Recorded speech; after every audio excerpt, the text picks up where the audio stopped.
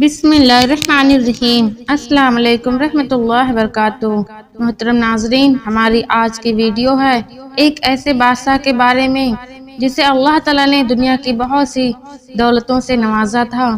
دوستوں، قارون وہ شخص ہے جس کا ذکر قرآن مجید میں عبرت حاصل کرنے کے لیے کیا گیا ہے۔ قارون حضرت موسیٰ علیہ السلام کے چاچا کا بیٹا تھا۔ وہ بچپن سے ہی بے حد حسین اور خوبصورت تھا، اسی وجہ سے لوگ اسے منور کہہ کر پکارتے تھے۔ جب قارون جوان ہوا تو اس کا شمار بہت ہی نیک لوگوں میں کیا جانے لگا، یہاں تک کہ وہ تورات کا بہت بڑا عالم بن گیا۔ قارون اپنا زیادہ تر وقت حضرت موسیٰ علیہ السلام کی خدمت میں گزارا کرتا تھا، اسی وجہ سے وہ تورات کا بہت بڑا عالم بن گیا تھا اور وہ بہت ہی اچھی آواز کا مالک تھا۔ تورات کو بڑے ہی خوبصورت انداز میں پڑھا کرتا تھا، اسی وجہ سے لوگ اس کا بہت ہی ادب اور احترام کیا کرتے تھے۔ قارون بھی حضرت موسیٰ علیہ السلام پر ایمان لے آیا تھا، اور جب بنی اسرائیل کو تبدیلیوں کی غلامی سے آزادی ملی تو قارون بھی اپنی قوم کے لوگوں کے ساتھ مصر کو چھوڑ کر سرزمین موعود کی طرف روانہ ہو گیا۔ وہاں قارون کے حالات ایک دم سے بدل گئے اور اس کے ہاتھ میں بے شمار دولت لگ گئی۔ دیکھتے ہی دیکھتے وہ اپنی قوم کا سب سے امیر شخص بن گیا۔ سود اور بیاج کا کاروبار کرنے لگا، لوگوں سے فصلیں خرید کر کئی مہینوں تک چھپا کر رکھتا اور پھر ان فصلوں کو مہنگے داموں میں بیچتا۔ دھیرے دھیرے وہ ایسا امیر ہو گیا کہ اس کے خزانے کی چابیاں 300 اونٹوں اور خنجروں پر لادی جاتی تھی، اور ہر چابی چمڑے کی ہوتی تھی جو کہ خزانے کی چابی ہوتی تھی۔ تاریخ میں لکھا گیا ہے کہ قارون سے زیادہ دولت اور شہرت کسی شخص کو نہیں ملی، جس کا ذکر اللہ تعالیٰ نے قرآن شریف میں اس طرح سے کیا ہے: بے شک قارون موسیٰ علیہ السلام کی قوم سے تھا، پھر اس نے قوم پر ظلم کیا اور ہم نے اس کو اتنے خزانے دیے جن کی کنجی اٹھانا ایک طاقتور جماعت پر بھاری تھی۔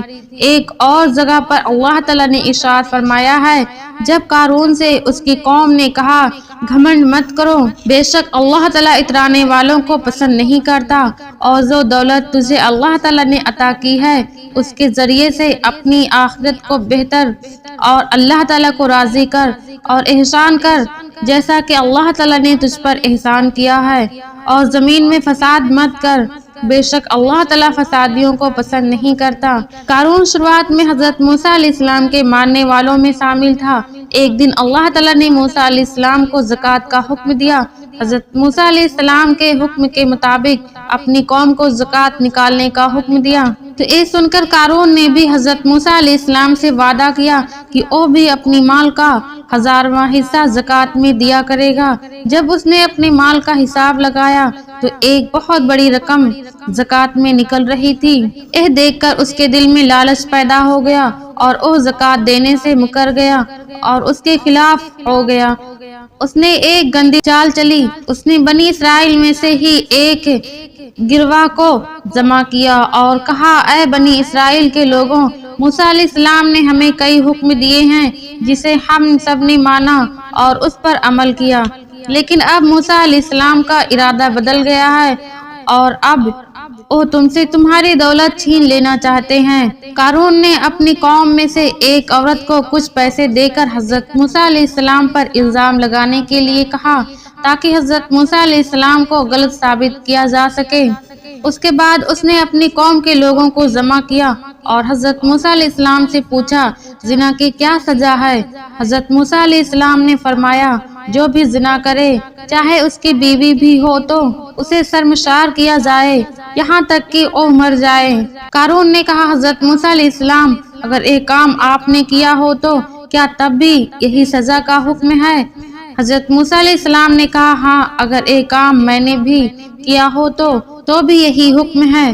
قارون نے کہا: بنی اسرائیل کے کچھ لوگ یہ مانتے ہیں کہ آپ نے فلاں عورت کے ساتھ زنا کیا ہے۔ یہ سن کر حضرت موسیٰ علیہ السلام نے کہا: اس عورت کو میرے سامنے بلاؤ۔